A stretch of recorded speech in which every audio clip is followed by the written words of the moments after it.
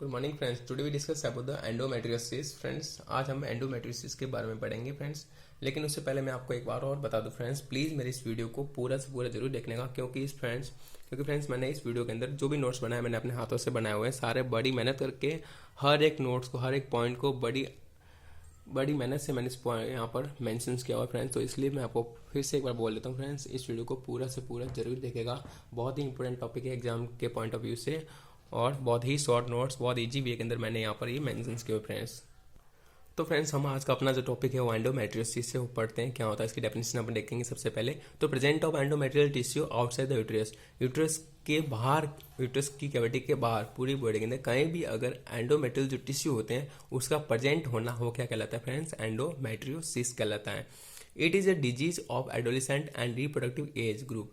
ये जो डिजीज है वो कौन सी है? एडोलेसेंट एज ग्रुप की और रिप्रोडक्टिव एज ग्रुप की है। मीन्स अपन कह सकते हैं कि आफ्टर प्यूबर्टी के बाद में जो एज होती है 20 to 35 40 के बीच में जो एज है, उस एज की ये बीमारी होती है। And women characterize by the presence of endometrial tissue. और इस डिजीज का जो करेक्टराइज होता है वो क्या होता है friends? Presence of endometrial tissue outside the uterine cavity. Uterine की कैविटी जो होती है उसके बाहर किसका मिलना? एंडोमेट्रियल टिश्यू का प्रेजेंट होना। और वो जो टिश्यू होते हैं वो क्या करते हैं? एब्नॉर्मली ग्रोथ करते हैं बाहर, यूट्राइन कैविटी के बाहर क्या करते हैं? एब्नॉर्मल ग्रोथ करेंगे। और एबनॉर्मल जो ग्रोथ होती है वहाँ पर उससे द्वारा क्या होगी? हर महीने के अंदर उसमें भी क्या होंगे? हार्मोनल चेंज होंगे और इसकी वजह से वहाँ पर ब्लीडिंग होगी। ठीक है friends. And commonly associated with the chronic pelvic pain, और उसकी वजह से क्या होगा? क्रॉनिक पेल्विक पेन होगा उसके अंदर।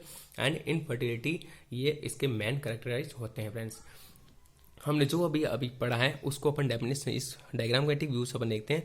हमने क्या पढ़ा? एंडोमेट्रियोसिस क्या होता है। देखो फ्रेंड्स, यहाँ पर हमने जो बताया हुआ है सारा मेंशन किया हुआ ब्लू कलर से, ये क्या है? सारे एंडोमेट्रियोसिस होते हैं फ्रेंड्स। अब इसमें क्या होता है देखिए फ्रेंड्स, ये हमने बताया यूट्रस होता है। ठीक है, ये यूट्रस की क्या होती है? 3 लेयर होती है। आपको पता है यूट्रस के 3 लेयर होती है फ्रेंड्स। सबसे अंदर होती है एंडोमेट्रियम, फिर उसके बाद मायोमेट्रियम, उसके बाद में पेरीमेट्रियम। ये 3 लेयर हमने यहाँ पर मेंशन किए हुए, perimetrium, myometrium and endometrium. Endometrium की 2 लेयर और होती है, एक होती है बेसल लेयर होती है, एक फंक्शनल लेयर होती है। 2 लेयर्स बने होती है। और जो फंक्शनल लेयर होती है क्या होती है? शेडिंग होती है हर मेंस्ट्रुअल साइकिल के दौरान। और शेडिंग के दौरान क्या होती है? ब्लीडिंग के द्वारा, वेजना के द्वारा वो लेयर बाहर निकल जाती है। अब बट इसमें क्या होता है फ्रेंड्स, ये जो एंडोमेट्रियम की जो लेयर होती है वो यहाँ से रप्चर होने के बाद क्या हो जाती है? ये या तो फैलोपियन ट्यूब के अंदर, या ओवरी के अंदर, या यूट्रस की इस कैविटी के बाहर कहीं पर भी ये क्या होंगी? जो टिश्यू है, जो भी ये सेल्स होती है क्या फिर वहाँ जाके प्रेजेंट हो जाती है। और वहाँ पर क्या करती है? एबनॉर्मल ग्रोथ करती है, जिसकी वजह से वहाँ पर क्या होगी? ब्लीडिंग होगी। तो उस ब्लीडिंग के दौरान क्या होगा? वहाँ पर ये जो ब्लीडिंग होती है क्या पर वहाँ पर स्कार फॉर्मेशन करती है, वहाँ जमना स्टार्ट हो जाती है।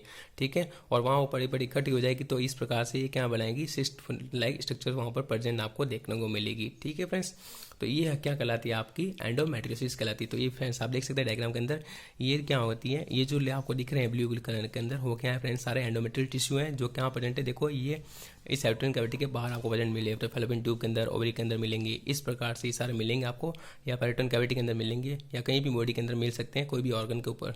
तो ये जो ब्लड्स हैं, ये जो ब्लड का जो टिश्यू है, एंडोमेट्रियल जो टिश्यू होते हैं, वो वहाँ जाकर क्या होते हैं? इकट्ठा हो जाते हैं और यहाँ पर जमना स्टार्ट हो जाते हैं फ्रेंड्स, जिसकी वजह से हम इसको क्या बोलेंगे? टर्म्स को बोलेंगे एंडोमेट्रियोसिस बोलते हैं। तो फ्रेंड्स आपको समझ आ गया होगा मेरे हिसाब से। और इसमें नोट ये लिखा हुआ है कि abnormal growth of endometrial tissue outside the uterus, ये क्या कहलाता है? आपका एंडोमेट्रियोसिस कहलाता है। तो फ्रेंड्स हमने यहाँ पर डेफिनेशंस पढ़ ली। नेक्स्ट हम इसका पढ़ेंगे कॉज, किस वजह से होता है फ्रेंड्स। तो इसमें पहला मेन कॉज जो होता है वो क्या अपन अननोन मानते हैं। सेकंड इसमें जो लिखा हुआ है रिट्रोग्रेड फ्लो ऑफ मेंस्ट्रुअल, यानी कि मेंस्ट्रुअल जो ब्लीडिंग होती है वो हमेशा क्या होती है? जो इसका फ्लो होता है मेंस्ट्रुअल साइकिल के अंदर, आपने देखा होगा कि यूट्रस की जो लेयर सेटिंग होती है और इस वजह के द्वारा क्या होती है? बाहर आती है। ठीक है फ्रेंड्स, लेकिन अब इसमें क्या होगा? रिट्रोग्रेड का मतलब क्या होता है? ऑपोजिट डायरेक्शन के अंदर जो ब्लीडिंग होती है वो ब्लीडिंग होगी, यानी कि ये जो ब्लीडिंग, ये जो लेयर सेडिंग होगी, ये सेडिंग होने के बाद जो ब्लीडिंग हो कहाँ जाएगी? ऊपर की ओर। इस प्रकार से इसका फ्लो होगा, इसको हम बोलते हैं रिट्रोग्रेड। तो इस तरह के फ्लो का क्या होगा? ये जो सेल्स हैं, जो लेयर है टिश्यू की लेयर, कहाँ चली जाएगी? इस वाले एंडोमेट्रियम में आ जाएगी, इस वाले फैलोपियन ट्यूब में आ जाएगी। तो हम क्या बोलेंगे? एंडोमेट्रियोसिस हो जाएगा। या फिर ओवरी के अंदर जाएगा तो क्या बोलेंगे? जो ब्लीडिंग ओवरी के अंदर आएगी तो क्या बोलेंगे अपन? इसको एंडोमेट्रियोसिस बोलेंगे। या फिर किसी बॉडी के अंदर आ जाएगी। ठीक है, और वो ब्लड क्या वहाँ जाकर जम जाए स्टार्ट हो जाएगा, वो लेयर वहाँ पर इकट्ठी हो जाएगी, और इसकी वजह क्या होगा? वहाँ पर भी क्या होगी? वो ग्रोथ करना स्टार्ट होगी, और ग्रोथ होगी तो क्या होगी? हर महीने के अंदर वहाँ पर भी क्या होगा? ब्लीडिंग होगा, और वो ब्लीडिंग क्या होगी? वहाँ पर इकट्ठी होती जाएगी और एक सिस्ट की तरह फॉर्मेशन कर देगी। इस प्रकार से सिस्ट बनाएगी। अगर ओवरी में इस प्रकार सिस्ट अगर बहुत सारी मात्रा में बनते हैं, हम क्या बोलते हैं? इसको चॉकलेट सिस्ट ओवरी के नाम से जानते हैं फ्रेंड्स। फिर नेक्स्ट कॉज हमने लिखा है इसका genetic factors, because run in families, क्योंकि ये और क्या लिखा है सेकंड फैक्टर क्या है जेनेटिक फैक्टर, क्योंकि ये जेनेटिक फैक्टर्स भी होते हैं जो क्या कहते हैं फैमिली से अगर किसी को है तो ये भी आगे भी किसी को हो सकती है, तो ये जेनेटिक फैक्टर भी इसका कॉज होता है। फिर नेक्स्ट हम लिखा है इम्यून सिस्टम प्रॉब्लम, अगर इम्यून सिस्टम प्रॉब्लम है तो भी क्या हो सकता है ये डिजीज ये कॉजिंग हो सकती है। फॉल्टी इम्यून सिस्टम में fail to find out and destroy endometrial tissue, अगर किसी का इम्यून सिस्टम लो है वीक है तो हम क्या कर सकते हैं उसके लिए हम क्या होगा अपन फाइंड करना फेल हो जाएगा, अपन ये पता नहीं लगा पाएंगे कि और कहाँ पर ये टिश्यू की जो लेयर है वहाँ पर एक जमा हो रखी है और वो वहाँ पर ग्रोथ कर रही है, तो इस प्रकार से भी क्या हम फॉल्ट फेल्ड हो जाएंगे फाइंड करने के लिए, ठीक है। और वो जो लेयर होती है वहाँ पर क्या होगी ग्रोथ करती रहेगी और इस वजह से ब्लीडिंग और कॉज होती रहेगी। फिर नेक्स्ट है जैसे हार्मोन, हार्मोन में कौन सा mostly estrogen hormone appear to promote endometriosis, ये कॉज कर सकता है हार्मोन से। फिर सर्जरी लाइक हिस्टेक्टोमी सिजेरियन, तो ये सारे क्या हमने फ्रेंड्स पढ़ ली कॉजेज पढ़ ली जिसकी वजह से क्या हो सकता है एंडोमेट्रियोसिस हो सकता है। नेक्स्ट हमारा टॉपिक जो फ्रेंड्स वो है क्लासिफिकेशन ऑफ एंडोमेट्रियोसिस। अब एंडोमेट्रियोसिस जो टाइप्स है क्लासिफिकेशन हमने पढ़े, इसकी स्टेज है टोटल कितनी 4 स्टेज है। फर्स्ट स्टेज क्या होती है मिनिमल होती है, फ्यू स्मॉल इंप्लांट और स्मॉल वुंड लीजन, यानी कि उस peritoneal cavity outside uterus cavity के बाद में तो या तो छोटे छोटे एकदम बहुत छोटे छोटे लीजन्स आपको देखने को मिलेंगे या स्मॉल वुंड मिलेगा, उसको हम बोलते हैं स्टेज फर्स्ट मिनिमल बोलते हैं। फिर स्टेज सेकंड क्या होती है माइल्ड होती है, एंड मिनिमल से थोड़ी सीवियर होती है, इसको बोलते हैं माइल्ड। माइल्ड के जो इंप्लांट क्या होंगे थोड़े ज़्यादा होंगे और थोड़े डीप हो जाएंगे टिश्यू, ठीक है, वो बोलेंगे अपन माइल्ड। और थर्ड स्टेज या मॉडरेट स्टेज में क्या होगा there are many deep implant, अब इंप्लांट जो होंगे वो बहुत ज़्यादा डीपली हो जाएंगे and also have small cyst, और क्या होंगे स्मॉल सिस्ट वहाँ पर प्रेजेंट होगी, इस प्रकार से क्या बन रहे सिस्ट बन रहे हैं। इस प्रकार से स्मॉल सिस्ट आपको दोनों ओवरी के अंदर या दोनों फैलोपियन ट्यूब के अंदर देखने को मिलेंगे। ये स्टेज कौन सी होती है थर्ड स्टेज होती है, और वहाँ पर क्या होता है स्कार टिश्यू बन जाते हैं और थिक बैंड बन जाएंगे। इस थिक बैंड का मतलब इस प्रकार से बैंड बन जाते हैं, स्कार फॉर्मेशन हो जाएगा और वहाँ पर क्या चिपकने लग जाएगा, जो भी ऑर्गन्स वगैरह सारे एक दूसरे को चिपकने आपस में चिपक सकते हैं, इसकी वजह से हम इसको क्या बोलते हैं एडिशंस बोलते हैं। लास्ट 4 स्टेज होती है स्टेज 4 सीवियर स्टेज होगा, बहुत सीवियर स्टेज होती है, this is the most wide spread, ये बहुत ज़्यादा spread most wide spread stage condition होती है। मैनी डीप इंप्लांट, इसमें बहुत ज़्यादा मात्रा में डीप इंप्लांट होते हैं, इस प्रकार से आपको डीप इंप्लांट देखने को मिलेंगे friends. Last cyst on one और बोथ ओवरी, और ओवरी के अंदर इस प्रकार से बहुत बड़े बड़े सिस्ट आपको देखने को मिलेंगे और ये चीज़ इतने ज़्यादा बन जाएंगे जब हम इसका वापस ऑपरेट करेंगे तो बाहर निकलेंगे तो आपको ऐसे देखने को मिलेगा जैसे कोई चॉकलेट का टुकड़ा हो, तो इस प्रकार ये चॉकलेट की वजह से आपको देखने को मिलेगा अपीयरेंस जो होता है वो चॉकलेट अपीयरेंस होता है, क्योंकि वो जो ब्लड होता है वहाँ जमना स्टार्ट हो जाता है और एकदम क्या होता है ब्लैक पड़ जाता है, और ब्लैक कलर आपको ऐसे फिर होगा कि चॉकलेट की तरह दिखेगा, तो ये ओवरी जो कैसे दिखेगी आपको चॉकलेट सिस्ट की तरह आपको देखने को मिलेगी, ठीक है फ्रेंड्स। ये हमने पढ़ ली इसके क्लासिफिकेशन ऑफ एंडोमेट्रियोसिस 4 स्टेज में हमने पढ़ लिए। नेक्स्ट फिर हम पढ़ेंगे इसके साइन एंड सिम्टम। और इसमें जो बीमारी के एंडोमेट्रियोसिस किसी को हो रखा है तो आप कैसे पता लगाओगे, इसमें लक्षण आप क्या क्या मिलेगा देखने को मिलेगा।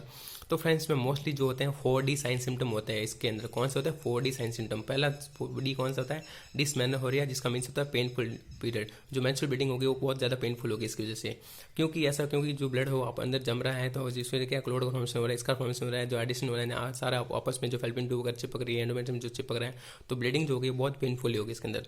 फिर लिखा है डिसपेरियूनिया, इसका मीन्स होता है पेनफुल इंटरकोर्स, जब मीटिंग करेंगे तो उसमें बहुत ज़्यादा पेन होगा, आफ्टर इंटरकोर्स या ड्यूरिंग इंटरकोर्स बहुत ज़्यादा पेन होगा, उसको बोलते हैं डिसपेरियूनिया। थर्ड जो डी होता है उसका मतलब डिस्केजिया, इसका मीन्स होता है पेनफुल डेप्रेशन, जब वो यूरिन पास आउट करेगी तो भी क्या उसको ज़्यादा पेन होगा। लास्ट डी का मीन्स होता है डिसयूरिया, मीन्स पेनफुल यूरिनेशन, जब वो यूरिन पास आउट करेगी तो इसको बहुत ज़्यादा मात्रा में पेन होगा। तो ये 4D sign symptom main sign symptom होते हैं, 4D साइन सिम्टम बोल रहे किसके होते हैं आपके एंडोमेट्रियोसिस के हमने पढ़ ली। अब इसमें और भी जो होता है कौन सा होता है ब्लेडर पेन हो सकता है, पेल्विक पेन होगा, फैटिक होगा, इनफर्टिलिटी आएगी। क्यों आएगी इनफर्टिलिटी, क्योंकि बहुत ज़्यादा मात्रा में आपने जो स्टेज पढ़ा था 4th स्टेज होती है इस क्लास में जो पढ़ा था उसमें क्या पढ़ा कि बहुत ज़्यादा मात्रा में सिस्ट बन जाएंगे और सिस्ट क्या करेंगे ओवुलेशन होने नहीं देंगे और वहाँ पर फॉलिकुलर कुछ डेवलपमेंट नहीं होंगे, तो इस वजह से क्या होगी इनफर्टिलिटी आ सकती है। बाकी पेनफुल एफिक्शन से पेनफुल यूरिनेशन से बहुत पेनफुल बाउल मूवमेंट होगा, पेनफुल सेक्स होगा, ब्लेडर पेन करेगा, इस प्रकार से क्या सारे साइन एंड सिम्टम हमने पढ़ लिए। अब फ्रेंड्स हम नेक्स्ट पढ़ेंगे डायग्नोसिस। डायग्नोसिस का मीन्स क्या होता है फ्रेंड्स, हम अगर किसी को ये बीमारी हो गई है, किसी को एंडोमेट्रियोसिस हो गया है तो अब इसको डायग्नोसिस कैसे करेंगे, कैसे पता लगाएंगे कि कहाँ कहाँ पर ये आपके जो है स्कार फॉर्मेशन हो रखा है, कहाँ कहाँ पर इम्प्लांट हुआ है, ठीक है, ब्लीडिंग जो टिश्यू है कहाँ कहाँ एब्डोमेन ग्रोथ कर रही है, तो उसको पता नहीं हम क्या करते हैं डायग्नोसिस करवाते हैं। डायग्नोसिस में क्या होता है सबसे पहले अपन हिस्ट्री लेंगे, वो खुद बता देगी पेन हो रहे हैं, इस प्रकार ज़्यादा पेन हो रहा है कम हो रहा है, वो सारा अपना हिस्ट्री खुद बता देगी। फिजिकल एग्जामिनेशन करके अपन पता लगा देंगे, टेंडरनेस वगैरह आपको देखने को मिलेगी, ठीक है फ्रेंड। MRI करके अपन देख सकते हैं या लेप्रोस्कोपी करें, लेप्रोस्कोपी सर्जिकल प्रोसेस होता है जिससे अपन पता लगाते हैं कैमरे के द्वारा एब्डोमेन के द्वारा इंसर्ट करेंगे, स्मॉल से इंसिजन लगाएंगे और उसके अंदर कैमरा को इंसर्ट करेंगे, इसको लेप्रोस्कोपी प्रोसेस बोलते हैं, जिसको अपन सारा पता लगा देंगे कि कहाँ कहाँ पर या किस किस जगहों पर स्कार फॉर्मेशन हो रखा है, सिस्ट बना हुआ है, सारा इसको अपन पता लगा सकते हैं लेप्रोस्कोपी के द्वारा। एंड लास्ट कौन सा है USG यानी अल्ट्रासाउंड सोनोग्राफी में करा कर देख सकते हैं, जिसको अपन पता लग जाएगा कि सिस्ट कहाँ पर है कितना है, ठीक है। तो ये सारे क्या होते हैं डायग्नोसिस होते हैं किसके एंडोमेट्रियोसिस के फ्रेंड्स। अब हम पढ़ेंगे इसकी फ्रेंड्स पैथोफिजियोलॉजी क्या होती है फ्रेंड्स। देखिए, तो ड्यू टू इटियोलॉजी फैक्टर, कोई भी इटियोलॉजिकल फैक्टर कोई भी कॉज हो सकता है, उसकी वजह से क्या हो सकता है। देखो फ्रेंड, डिटोक्रेट ब्लीडिंग हमने लिखा है, डिटोक्रेट का मतलब ऑपोजिट ब्लीडिंग। अब जो ब्लीडिंग हो रही है मोस्टली कहाँ होनी चाहिए, वजन के द्वारा बाहर आनी चाहिए, लेकिन अब इसमें क्या होगा कि जो ब्लीडिंग है वो यूट्रस से होती हुई बॉम में जाएगी, बॉम से होते हुए कहाँ जाएगी, फैलोपियन ट्यूब और ओवरी के अंदर चली जाएगी, और फिर वहाँ से पूरी बॉडी के अंदर चली जाएगी।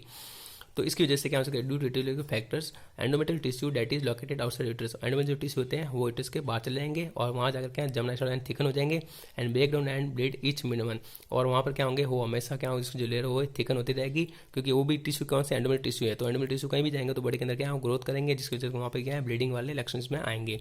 तो हार्मोनल चेंज की वजह से वहाँ पर वो भी क्या होंगे, जो टिश्यू वहाँ पर सेडिंग होते रहेंगे, और जब सेडिंग होगी तो वहाँ से क्या है, ब्लीडिंग होगी। तो हर मंथ वहाँ पर भी क्या है, वो ब्लीड करते रहेंगे, और वो ब्लीड कहाँ पर जमा होती रहेगी, बॉडी के अंदर जमा होगी, बाहर नहीं आ पाएगी। This blood can not exist the body, और वो ब्लड बॉडी से बाहर नहीं आएगा। द ब्लड बिकम ट्रैप, और ब्लड क्या वहाँ पर जमना स्टार्ट हो जाएगा, और आपस में जो भी ऑर्गन्स है उनको क्या चिपकना स्टार्ट हो जाएंगे सारे। तो एक तो यहाँ पर क्या, जो ब्लड ट्रैप होगा उसका बनाएगा, तो फॉर्म सिस्ट बनाएगा, जैसे हमने ओवरी के अंदर पढ़ा था, सिस्ट फॉर्मेशन हुआ था या कहीं भी। और दूसरा क्या करेगा, इरिटेट सराउंडिंग टिश्यू, और पास के जो भी टिश्यूज को इरिटेट करेगा। तो जो सराउंडिंग टिश्यू इरिटेट होंगे तो क्या होगा, वहाँ पर पहले पेन बहुत ज़्यादा मात्रा में आपको देखने को मिला। तो पहला करेक्ट हमने देख लिया पेन, और लास्ट देखें सेकंड लिखा इसका टिश्यू एडिशन, जो टिश्यू है जो आपस में चिपकना स्टार्ट हो जाएंगे तो क्या कॉज करेगा, इनफर्टिलिटी। ये सबसे मेन कॉम्प्लिकेशन होता है कि इसका एंडोमेट्रियोसिस का, इनफर्टिलिटी हो गया। ठीक है फ्रेंड, हुआ क्या इसका मैनेजमेंट। मेडिकल मैनेजमेंट दो प्रकार होता है, मेडिकल होता है, नर्सिंग मैनेजमेंट। मेडिकल सर्जिकल में क्या होता है, मेडिकल हम फ्रेंड्स इसको हम टैबलेट देंगे, ड्रग्स देंगे, या फिर हम सर्जरी करके उसको अपन ऑपरेट करके अपन इसको ट्रीटमेंट कर सकते हैं। और नर्सिंग के अंदर आपका दूसरा होता है नर्स के द्वारा जो मैनेजमेंट किया जाता है, जहाँ आपकी इसके अंदर पोजीशन वगैरह होती है, क्या क्या आपको ध्यान रखना होता है, एडवाइस एजुकेशन वगैरह सारे किस्म आते हैं नर्सिंग मैनेजमेंट के अंदर आते हैं। तो हमारा फ्रेंड्स जो टॉपिक है हुआ है क्या, एंडोमेट्रियोसिस का ट्रीटमेंट। अब इसको अपन ट्रीटमेंट क्या करेंगे, क्या प्लान करें। तो देखिए फ्रेंड्स, इसका ट्रीटमेंट हमने ये लिखा है, ये जो आपको कुछ दिख रहा है इसका कॉम्बिनेशन, ये सारा क्या है, एंडोमेट्रियोसिस कंडीशन बता रखी है, उसका ट्रीटमेंट क्या होता है फ्रेंड। तो सबसे पहले हम क्या देंगे, single phase combined oral contraceptive अपन दे सकते हैं, एंजाइम प्रिपरेशन ड्रग्स अपन दे सकते हैं, विटामिन देंगे, एंटी स्पाज्मोडिक देंगे, डेरिवेटिव ऑफ नॉन स्टेरॉइड्स देंगे, एंडोजन डेरिवेटिव्स देंगे, प्रोलॉन्ग हार्मोन कॉन्ट्रासेप्टिव्स देंगे, एंटी इन्फ्लेमेटरी ड्रग देंगे। तो ये सारे क्या होती है, ड्रग्स अपन देंगे, जिसके द्वारा क्या करेंगे, अपन उसको ट्रीटमेंट करेंगे फ्रेंड्स। ठीक है फ्रेंड, अब हमारा अगला जो है मैनेजमेंट है वो क्या है, नर्सिंग मैनेजमेंट क्या करेंगे। तो पेन हो रहा है तो पेन मैनेजमेंट करेंगे, इनफर्टिलिटी हो रही है तो उसके लिए अपन काउंसलिंग करवाएंगे, पेशेंट को एजुकेशन देंगे, उसको नॉलेज देंगे, किस बीमारी के बारे में बताएंगे। अगर इस प्रकार ज़्यादा पेन हो तो आपको क्या करना है, हाथों हाथ डॉक्टर के पास चेक करवाना है, ठीक है, और ड्रग देना है आपको, कौन कौन सी बातों का ध्यान रखना होता है, ये सारी बातें उसको अपन बताएंगे, एडवाइस करेंगे। सपोर्टिंग और क्वालिटी ऑफ लाइफ, जो भी सपोर्टिंग क्वालिटी हो उसको अपन देनी है, उसको बताना है, क्वालिटी ऑफ लाइफ उसको प्रोवाइड करवानी है, सपोर्ट करना है उसकी लाइफ के लिए, ठीक है ना, और उसको बताना है कौन कौन सी इश्यूज जो होते हैं उसके बारे में सारे बताना है। साइकोलॉजिकल उसको सपोर्ट प्रोवाइड करना है कि जो बीमारी हुई है आपको उसको टेंशन नहीं लेना है, जो भी है वो ठीक हो जाएगी, आपको धैर्य रखना है। इस प्रकार से आपको क्या करना है, पेशेंट को सपोर्ट प्रोवाइड करवाना है साइकोलॉजिकली। और वाइटल साइन जो भी उसका मॉनिटरिंग करता रहना बार बार, और पेरिनियल केयर को क्या पेरिनियल केयर उसको प्रोवाइड करना है, करने के लिए बोलना है, और मेंटेन करना, हाइजीन पर्सनल हाइजीन मेंटेन करना बहुत ही जरूरी होता है फ्रेंड्स। तो ये हमने सारा पढ़ लिया फ्रेंड्स, किसके बारे में, एंडोमेट्रियोसिस के बारे में आज पूरा हमने टॉपिक्स क्लियर कर दिया फ्रेंड्स। तो प्लीज़ फ्रेंड्स, इस वीडियो अगर मेरा वीडियो आपको अच्छा लगा तो please friends like share comment please and subscribe करना ना भूलेगा। बहुत ही मेहनत से मैंने इस वीडियो को बनाया फ्रेंड्स, और ये जो नोट्स हैं मैंने बहुत ही अपनी मेहनत से बड़ी मुश्किल से सारे नेट से बुक से वगैरह ले लेके टॉपिक्स ले लेके मैंने यहाँ पर मेंशन किए हुए फ्रेंड्स। तो प्लीज़ फ्रेंड इस वीडियो को पूरा से पूरा जरूर देखने का, बहुत ही इंपॉर्टेंट टॉपिक्स है ये। जय हिंद, जय भारत।